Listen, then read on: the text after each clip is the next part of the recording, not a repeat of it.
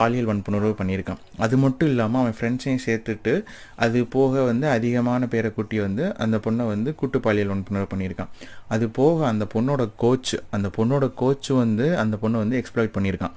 So இப்படி எல்லாருமே சுற்றி இருக்க எல்லாருமே அந்த பொண்ணை வந்து எக்ஸ்ப்ளாய்ட் பண்ணிகிட்டே தான் இருக்காங்க. இதைத்தான் வந்து பெண்கள் சொல்கிறாங்க எஸ் ஆல் மென்னு வந்து அவங்க சொல்கிறது வந்து ஆம்பளைகளை வந்து அசிங்கப்படுத்தணும் அப்படிங்கிற கான்டெக்ட்லேயே சொல்கிறது கிடையாது. எஸ் ஆல் மென் எப்படின்னா அவங்க வந்து யாரை நம்புறதுனே தெரியல, அவங்களுக்கு நெசசரியே கிடையாது. வெளியே வந்தால் எல்லா ஆம்பளையும் அவங்களுக்கு ஒன்று தான். எவன் எப்போ எப்படி மாறுவான் அப்படிங்கிறது வந்து அவங்களுக்கே தெரியாது. So they are not safe, that's why they are telling us all men அப்படிங்கிற கான்டெக்ட்டில் தான் சொல்கிறாங்களே தவிர உன்னை பர்சனலாக அட்டாக் பண்ணணும், ஆம்பளைங்கனாலே இப்படி தான் அப்படிங்கிற எண்ணத்தில் அவங்க சொல்கிறது கிடையாது.